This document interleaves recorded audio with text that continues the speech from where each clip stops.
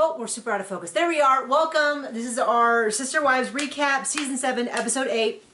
Every Brown revealed. The most boringest episode in the history of boring episodes, in the world of boring episodes. Hey, and I have a little reminder for you. If you don't like what we talk about, you don't have to watch. Right before I did this, I deleted a comment that was like, I don't care about your life. And I was like, then don't watch it. It had 4 likes. I will hunt you people down and block you from the channel. But it's like, go watch another channel. You don't have to like us. And you certainly don't have to tell us you don't like us. Or you don't show up at your work and be like, man, I don't like you. And if you're wondering, gosh, Nikki's a little wound up today. Care. You're a little wound up today. Let me tell you why. So if you're watching this on YouTube, it was 2 weeks ago. If you're watching it on our Patreon, which is linked below, you're watching, this happened a couple days ago, which is I went to my mother's memorial service. And I finally really started crying. And how many people did you assault? None. Oh, okay. No, and I started crying and I did not stop for days. I started crying. It's good. It's healthy. It's normal. Not the greatest on like your tummy, your getting stuff done, hydration level, being in an airport without being conspicuous, kind of a little stressful. And then apparently after I left to come back to work, things have gone downhill and it's incredibly, incredibly stressful. So yeah, I'm a little wound up. And I know that's one of those things that like, if I mention that, I'm going to have like a bajillion people in the comments who are like, oh, let me tell you about when my great aunt or Grandma Susie passed.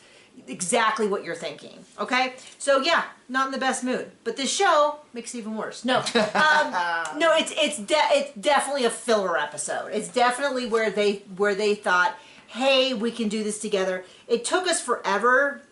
So they're going to do a walk down memory lane, and it's essentially a retrospective of how the family came together, including the kids. And right off the bat, Christine says something that took us way too long to figure out. They also could have called it Web of Lies, because there are so many frickin' lies in this. Well, it's like hard to watch. You know, like how all the kids embrace Solomon physically and on television recorded for us to see, and how they say, oh, they just welcomed my kids and blah blah, and then you know to hear it now, they never accepted my hand.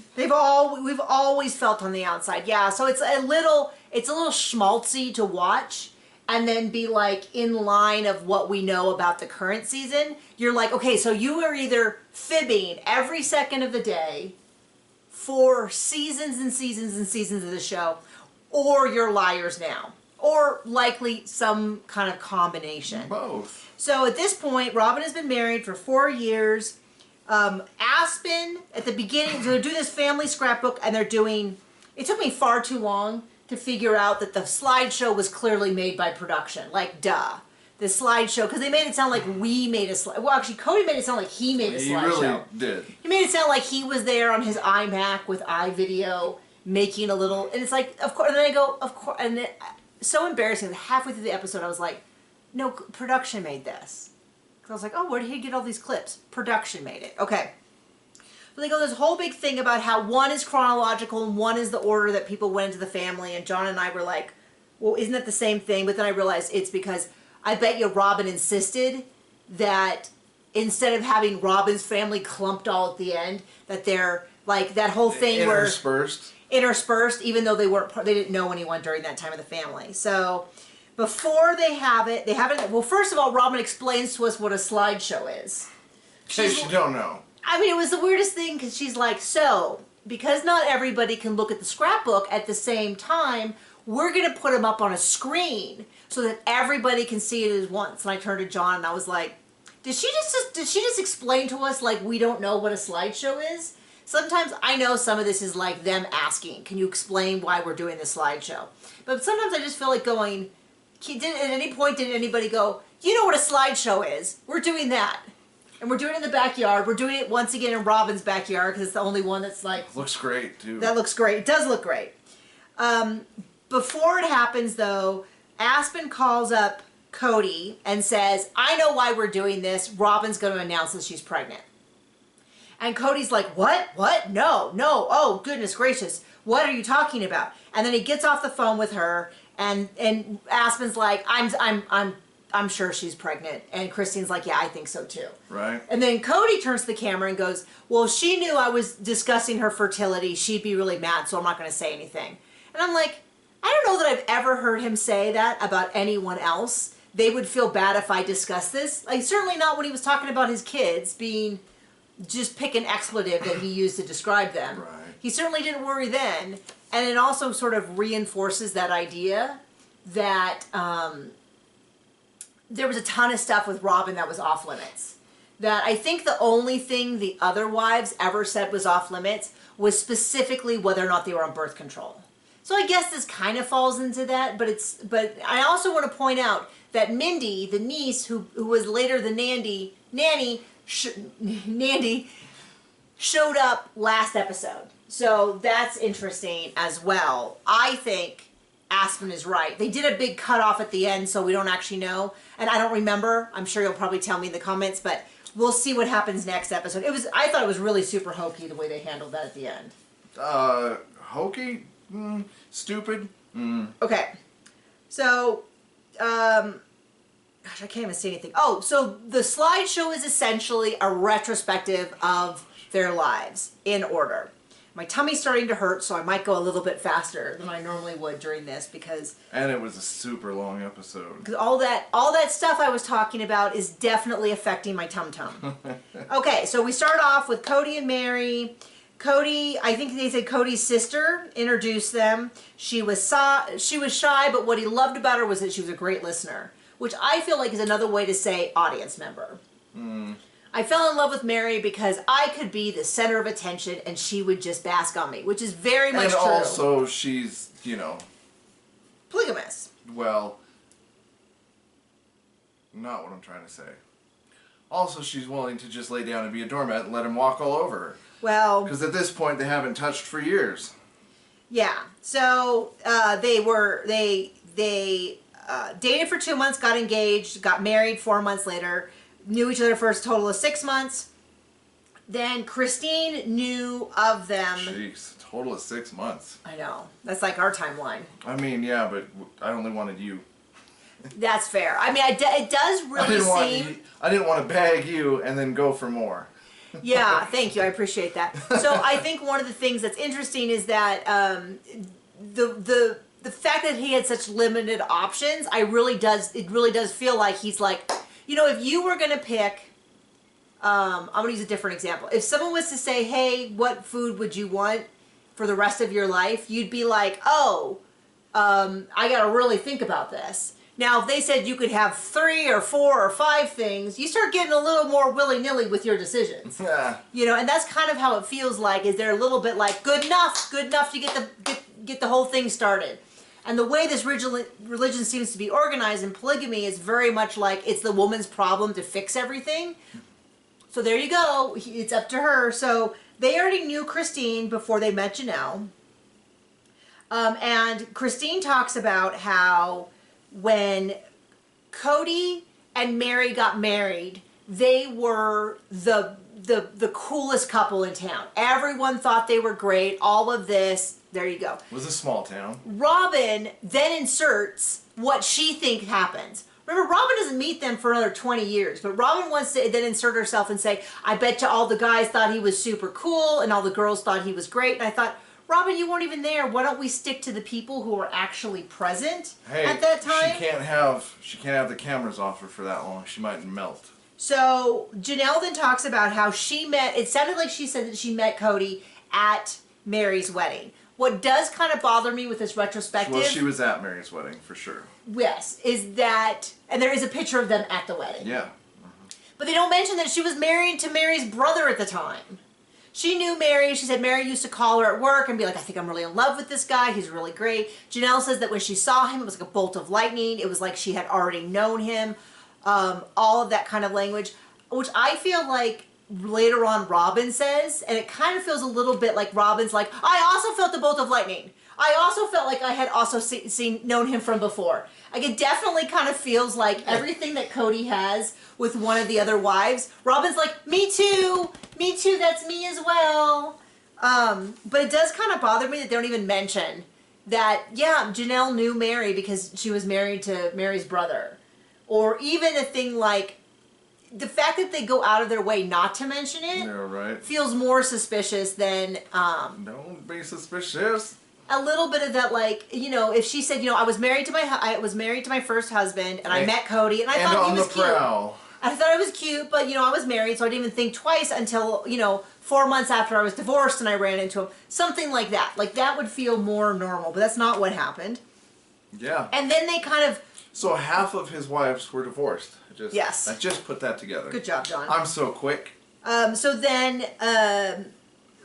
they kind of, like, they don't really mention anything about her getting divorced or anything, but she says that she was out to pizza with him, and he was kind of like, hey, maybe we should discuss you joining the family. And she said she really blew it off. And then she said something that I've only ever once, this is the only time I remember her saying this, which is she said, yeah, I kind of blew it off, you know, a lot of guys said stuff like that. And they were like, really? And I thought it was so funny because we have heard dozens and dozens of times about how Robin had her pick of all of the families and she picked the Brown. And not once in any of those discussions did Janelle say, hey, same girl.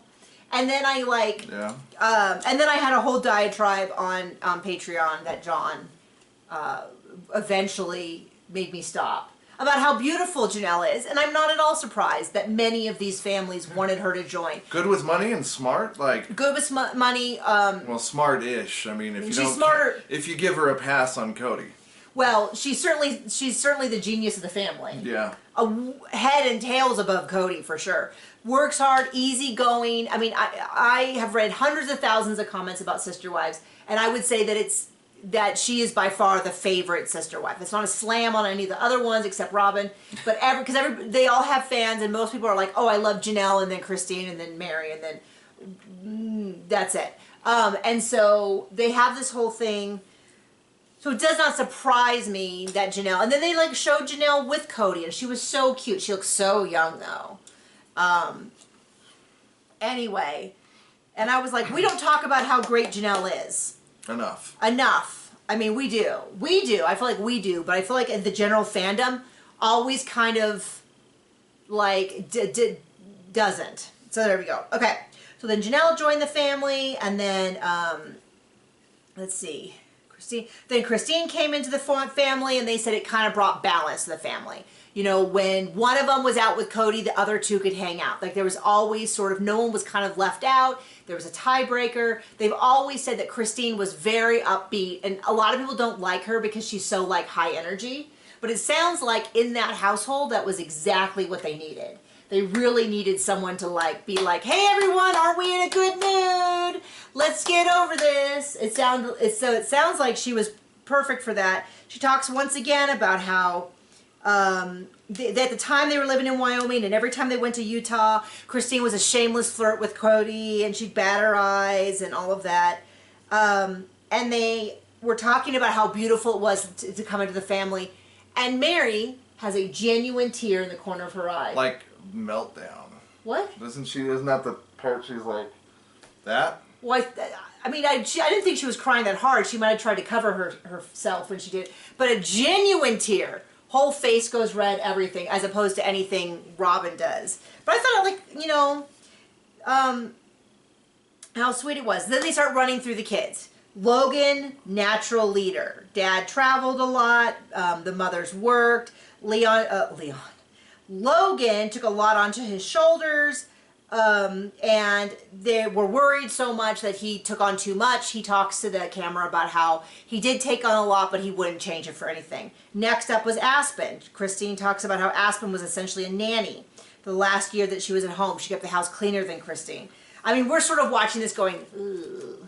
Like, let's praise the kids in every way, shape, and form. And also shame polygamy. But then also a little bit of like, I don't know that they, you know, like, is that really healthy? Fair? You know? Well, life's not fair. I know. So, and then they just go faster and faster. They talk about Leon being born, how cute, how adorable. Maddie was determined. McKelty. McKelty was, they didn't talk about McKelty as a child. Well, they did make sure to intersperse, Robin's opinion? No. What are the wives? What are the wives' names? Mary? Mary's infertility.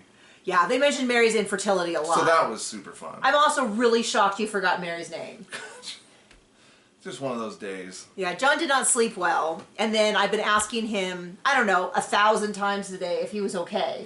And he's like, I just didn't sleep well. I'm not in a bad mood, I swear. I'm about to make him in a bad mood by continuing to ask. But he's just not his normal vibe. And so I'm like, are you sure? Are you upset with something? So anyway, Maddie was a determined little kid. McKelty, they go back to the whole, it's just this whole like, so it's a weird segment because she's like, everybody says I'm the wild child, but I'm not the wild child. I'm the perfect child. It really had those, look at me, I'm a polygamist vibe. Yes, but she's not a polygamist. Right. But it was like, look at me, I'm so unique. She's like, a long time ago I said I was going to get wild, and they like showed a clip of her saying she's going to run off and get piercings and all that. And I was like, girl, that was like 4 episodes ago. Anyway, so they cut with that. And that's when I went, oh, this is made by production. Because I am slow. Hunter, they talk about how Hunter loves the little kids. Then they show all these clips of, and then Robin goes on and on about how great he is with Solomon and this and that. And I thought, and that's when we were like, oh, so they never accepted your kids. They've never accepted your kids. They should have called this the Hypocrisy Show. Oh, and then they get into Garrison and how difficult it is to be a middle child. And it just breaks my heart to see. Oh, and that one line from Janelle. When she said what? She worries about him? I was afraid to have another kid. What if he turned out like Garrison? No, Gabe. Gabe. Oh. It's Gabe. We'll get to poor that. Gabe. Can you imagine? So Garrison, about how he decided he didn't want to do the things that all of his big brothers did. He didn't want to do football. He didn't want to do wrestling. He didn't want to do those things. And so he got into the ROTC because he wants to do his own thing. He wants to be in the Navy for a long time. And then get into engineering. Heartbreaking. We miss Garrison. May he be at peace. And then they talk to Peyton, and that he is still upset about his move. I know that adult Peyton has a lot of people have issues with him. I haven't kept up. I try to focus on the show more so than a lot of the other stuff outside. So, but watching child Peyton, nothing but sympathy for that kid. And if he's having trouble as an adult, you got to wonder if maybe this didn't start. He never got to say goodbye to any of his friends. He still hasn't. I know that he has said that seeing himself, he feels his description was overweight. That was so difficult to have that all like filmed and put on TV. Anyway, then we get to the Gabe, who they talk about how he's going to be an MIT engineer. That's what they called him. He was taking everything apart, all of that. Fixing stuff. And then Gwendolyn, who talks about how she's just so weird. And of course I kind of quipped, yes, every child is a little weird. But they call them the twins because they were born just a few days apart. Isabel, they call the pixie because she's quiet and sensitive and then crazy and all that. But it was so sad because they talk about how Isabel has so much trouble because she has these terrible, terrible headaches.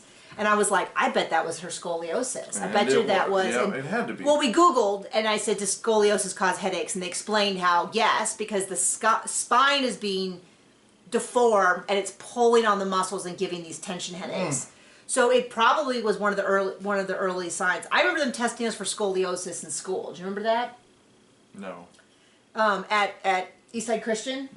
You'd bend over, and they'd run a finger down your spine to check. I remember there's a whole stand-up comedian who talks about how weird it is that there's one single medical condition they test you for at school. I remember they also tested my vision. Yeah, I did. I got that. And I remember them telling my mom... opened my mouth and said I needed braces in 3rd grade. Well, also, they checked my vision and told me I needed glasses. And nobody got me glasses for years. I was practically blind by the time they took me. I didn't know. I had never had clear vision. I thought that's normal. Right. But apparently I did this all through junior high until they got me glasses, my 7th grade year. So Isabel, and then this is Savannah. Savannah's the youngest of Janelle's kids, and she goes, oh, I was scared to have another child because what if she was another Gabe? And we were like, oh my gosh. Wow. No other context. I assume what she meant. My oldest brother, what sounds like he was a lot like Gabe, he was banned from leaving his bed until my parents were up because he would get up and disassemble things. And it sounds like that's kind of what Gabe did. Maybe. But there was no context for that comment. Yeah. It was just left to hang. So then we get to Robin. They met her at church, which I was a little confused at because I swear before they said that they first met her at a cousin's house and then also at a dance. But they said they saw her at church, and he was like, no way, I don't want a soccer mom. I don't want all of this. A divorced Soccer mom. Driving a minivan. With a bunch of kids. And then they went to a dance, and Mary suggested they dance together, and it was like lightning. She's like, just like Janelle. I saw him, and there was lightning and thunder, you know, and all that. And we're like, okay.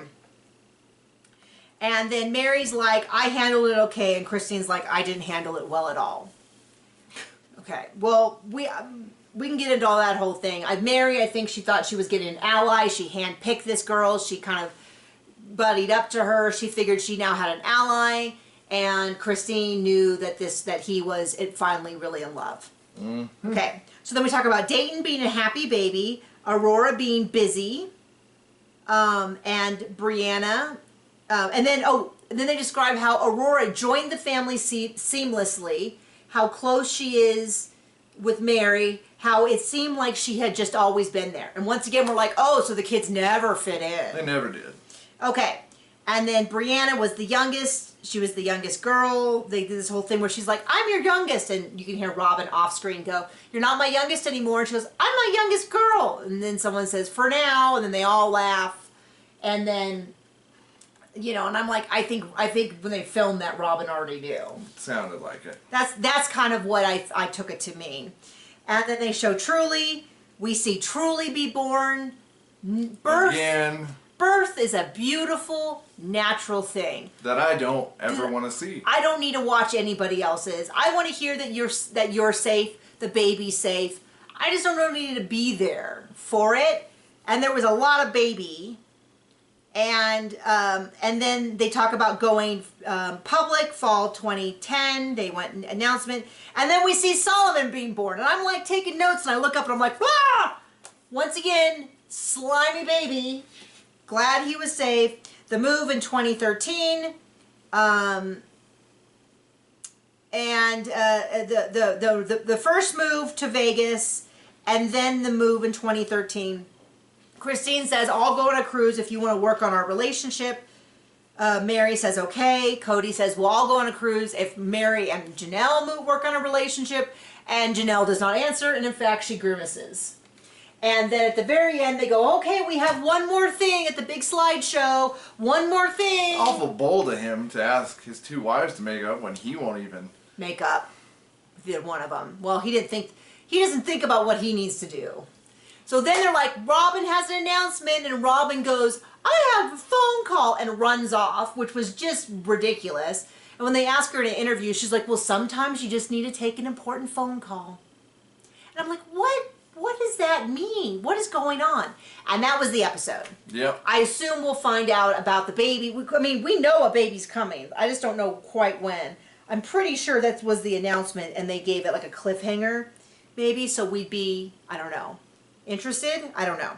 But yeah, it was just sort of a retrospective of their family till now. I'm guessing, I feel like this is when the seasons start getting a little bit more sparse, like a little bit harder to maintain. Mm. And then we get the catfishing, I think at the end of next season. Oh. And then we're good for another season or two, and then it really starts declining. And then they do the move, and then it really starts declining, and then we have, everybody leaving. So thank you for joining us. Remember, you don't have to watch if you don't like us. But if you like us, thanks for watching, or you like what we're doing. You don't have to love us. That's fine. You can just be ambivalent. Okay, thank you. Bye.